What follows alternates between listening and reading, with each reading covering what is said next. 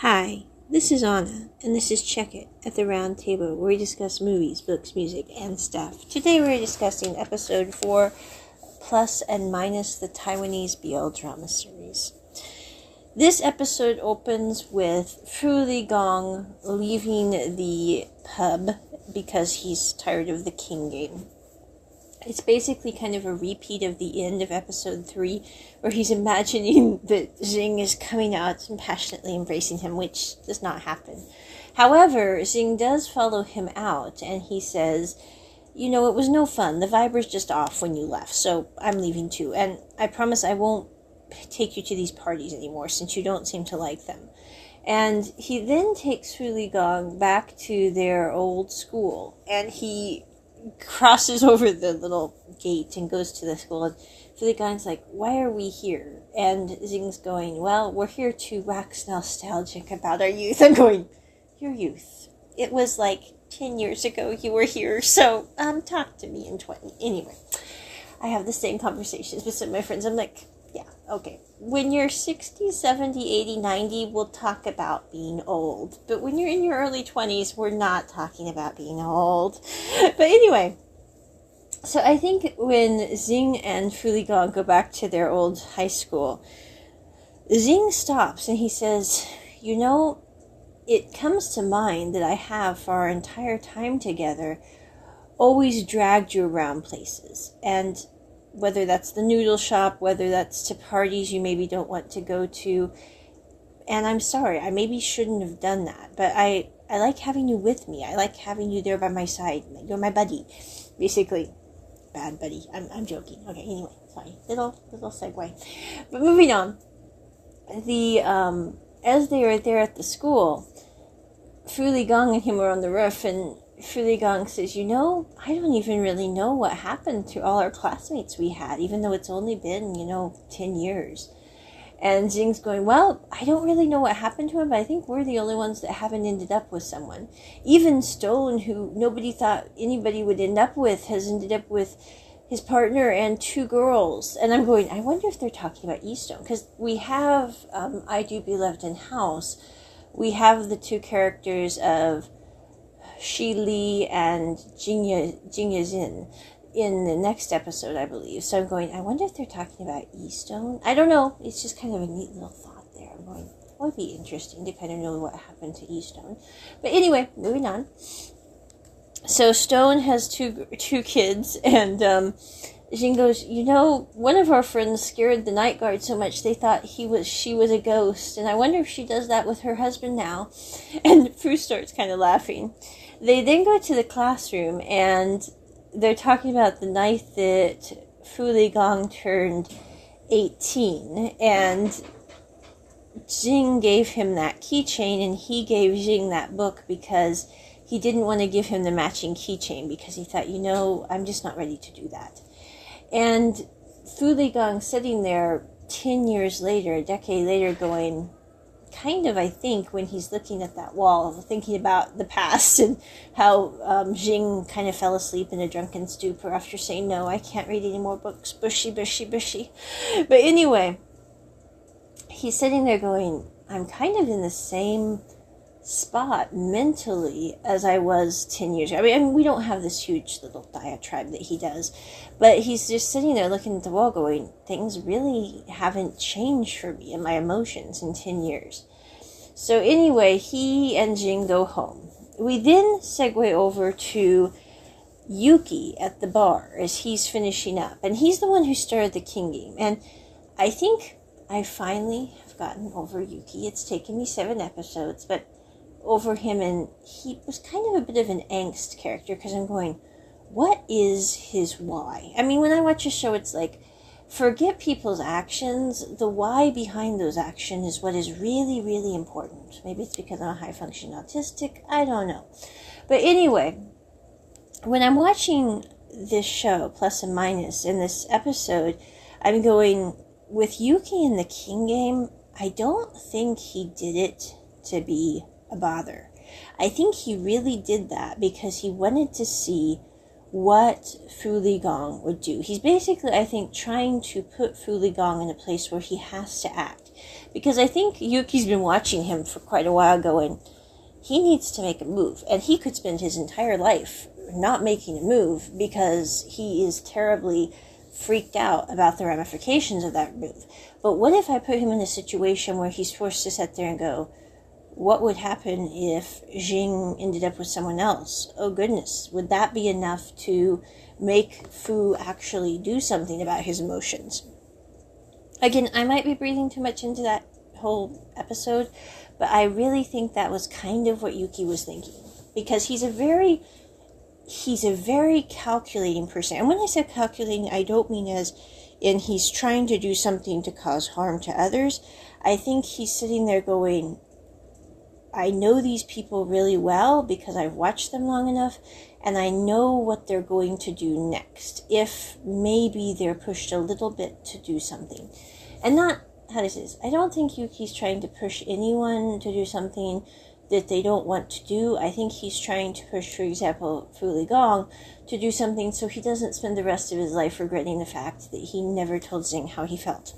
But anyway, you have Yuki sitting there at the pub and he goes, you know, the sun is what brightens the moon, and it makes life interesting, because even if the moon could shine on its own without the sun, it wouldn't be as cool, it wouldn't be as interesting. And Nikita's sitting there going, what are you trying to say, Yuki? Why are you talking about the sun and the moon? And I think it's interesting because it took me literally 4 times of watching this, or 3 times of watching this episode to figure out, oh, he's talking about the laundromat owner. Why did it take me so frickin' long to figure that out? I blame lack of sleep. But anyway, for those of you who are listening, if you had the same problem, I don't know what you would have blamed, but yeah. So, anyway, but basically Yuki's sitting there doing is he's saying the sun and the moon need each other. And even if the sun could shine, or if the moon could shine on its own, if it didn't reflect the sun, it wouldn't be as cool. It wouldn't be as interesting. And I love how he uses the word interesting, because I think, you know, in life, we say that we like people, we like things because they're unique, they're beautiful, they're intriguing. But I think some of the coolest people I've ever met, I would really describe as interesting, because they are curious about life. They always make you kind of wonder what they're going to do next in a good way. And I think Yuki sitting there going, I think Yuki's basically saying, I'm the sun. I'm very shiny. People like me because I'm shiny. But I'd rather be with someone who's like the moon, who's going to maybe reflect that interesting nature back.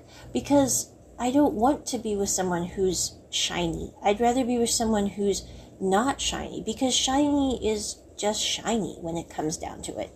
So anyway, he's having this conversation with Nikita about the moon and the sun, and it reminds me of Take Me to the Shrew. Is it the sun? As Elizabeth Taylor looks up and is kind of playing with Petruchio. But anyway, so Nikita looks at him and she goes, so what you're saying is maybe if the moon cared about someone, they could become that someone's shining thing that reflects back at them. And he's like, well, maybe, just maybe. So anyway, at the end of the day, Jing and Fu Ligong go to work. Jing is trying to help get Mr. Qi for criminal activity as well as for his divorce, so that Miss Qi can be more... Actually, she's not Miss Qi. I forgot her name. She has a separate name from her husband. But anyway, to help her divorce go more smoothly. However, Mr. Qi now knows that Xing is working to help his ex-wife, or soon-to-be ex-wife, and he's very hacked about it. So Fu Ligong sits down with Jing and says, you know you need to be careful. You know you need to not be stupid about this, because Qi could hurt you. Qi could cause you trouble. So please, be careful. Well, simultaneously, as he's having this little discussion with Xing, Yuki is finishing up cleaning up the pub. He comes up the stairs and takes out the trash and realizes he's locked his keys and his wallet and his phone in the bar, and he doesn't have the extra set he thought was in the little hiding place. Well, Mr. Lele I don't know, Lele, I'm not sure. Anyway, comes up and he says, Are you finished with work, Yuki? And Yuki says, yeah, I'm finished with work. He says, well, why don't you come into the shop? If you're locked out, you can use my phone to call to see if someone could come and help you. Well, Yuki goes into the shop. He tries to make a phone call. Nobody picks up. So Mr. Lai says, well, why don't you eat this breakfast? I can go out and get another breakfast. I'm sure you're hungry. And then that way you have some food. And he says, are you Japanese? Because of your name tag, I see you have Japanese characters for Yuki, which is a very Japanese name. And he says, yes, my dad's Japanese, but my mom's from Taiwan, and I spend a lot of my time in Taiwan. And I don't speak Japanese well at all. And Mr. Lai goes, oh, okay, that explains why you don't have a Japanese accent. And he says, no, I don't speak very much Japanese at all. And so he gets ready to leave, and Mr. Lai says, why don't you just nap here? If you can't get anyone on the phone, you don't really maybe have a place to go right now, why don't you just come nap here? And so he takes Yuki back to the very back of the laundromat where there's a big bed and kind of a room where you can sleep. And Yuki just literally curls up as he's listening to Mr. Lai talking about, you can change into these clothes. There's a washroom over here if you need to go take a shower. Just make yourselves comfortable. And as Mr. Lai's talking, he looks over and sees that Yuki has completely conked out. So he covers Yuki up with a blanket and then goes and does his work. Well, when Yuki wakes up, he tries to go take a shower, and he's having trouble with the faucet. I know the feeling. I don't know, plumbing issues. They're an ongoing battle sometimes. But anyway, he calls Mr. Lai and says, I can't figure out your faucet. Can you help me? And Mr. Lai's like, yes, this was working yesterday. It should be working today. So Mr. Lai's sitting there trying to fix the faucet. He's like, twisting this, twisting that. And Yuki's watching going, I think Yuki's sitting there going, he's so cute when he's fixing the faucet. But I think it's so funny because I'm like, I know everyone thinks Yuki's this very, I don't know why they think he's so, anyway. But I'm like, I think it's hilarious because Yuki's sitting there just going, isn't Mr. Lai cute as he's fixing the faucet? And so he's watching Mr. Lai fix the faucet, and at the end of the day, Mr. Lai ends up getting the faucet to work, but it just sprays water all over him, and he steps back into Yuki. And Yuki just kind of grabs him from the back, and he kind of pats him and goes, it's okay. And then he turns him around, and he takes his glasses off. He dries off his glasses, puts them back on, and then wraps Mr. Lai in the towel and goes, you don't want to catch cold. And Mr. Lai's just sitting there going, no one has ever done this to me. I am not sure what to do with all this instant care of this person who has not only cleaned my glasses, but given me a towel so I don't catch cold, and is so calm about everything. And Yuki's just sitting there smiling, going, this is funny. And I love how Yuki just sits there and goes, this is hilarious. In a quiet way, like, I'm just having way too much fun, but I don't want to be laughing out loud, so I'm going to be quiet about this. And that is where we segue into Jing, who is going to go eat dinner with his dad and his sister. But Fu Ligong cannot come with because he has work at the office. As they are heading back to Jing's dad's restaurant, Mr. Qi and 3 guys with baseball bats start chasing him because they want to kill Jing. Now, I will say this, aside from it being a very violent little image here, I'm going, it doesn't really make sense to Anna because I'm going, Mr. Qi is not only bad, but really, really stupid, because does he really not think that people are going to not find out that he killed a lawyer with 3 baseball bats? Really? And he's messing with the lawyer with his sister, which is even going to make his criminal record even worse. I'm like, in the broad daylight. I'm going, it makes no sense whatsoever to Anna as a crime scene moment. And it's one of the scenes that I think is kind of hokey in this episode, or in this series, because I'm sitting there going, what kind of stupid criminal would attack someone in broad daylight with baseball bats? It makes no sense. Now, I do understand in Taiwan they don't have guns, but still, it makes no sense to Anna. Maybe it's because I watch too many detective shows. I don't know. But anyway, that's where we end, because Fu Ligong gets a call from Jing's sister, who is talking to him on the video chat, and then she says, please come help us, they're chasing us with baseball bats. And so Fu Gong is going to go try to save the day. And that's where this episode ends. I did really like this episode. It took me again 3 times to figure out the sun and the moon quote. And again, maybe that's just my interpretation of it. But I think that after episode 7, which we just had this last week of Plus and Minus, I don't dislike Yuki as much as I did, because I'm like, okay, we know now where his head is at. This makes sense. It's still kind of a selfish reason, but it makes sense more than the other way that I thought Yuki was maybe going. But that is my review of Plus and Minus episode 4. Check it at the round table. You can watch this on Viki Rukaton. I believe it's free. I think it's a Viki original series, but that doesn't mean that it's not airing on TV channels in Japan as well, because usually they do that. But you can watch it with English subtitles, and I believe they have like 6 other languages at least this is available in. Check it at the round table. Bye!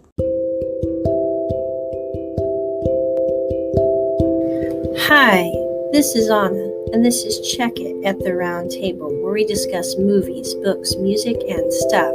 Today, we are discussing how you can connect with us on social media and also how you can support us. We are reachable at this lovely podcast on various platforms. We also have several YouTube channels, The Hand Network, Check It Round Table, and also the Asian Drama Club. I will drop the links in the description so you can check those out. You can also reach us online at our website. That's onnacarr.com. That's ONNACARR.com. You can support us through either PayPal or Venmo. Our PayPal email address is roses, ROSES, out of the snow, OUTOFSNOW @gmail.com. And you can support us also on Venmo. The connection for that is at Anna Carr, and that's uppercase O and uppercase C, and it's ONNACARR. The last 4 to verify are 1143. Thank you so much for listening. Talk to you soon. Bye.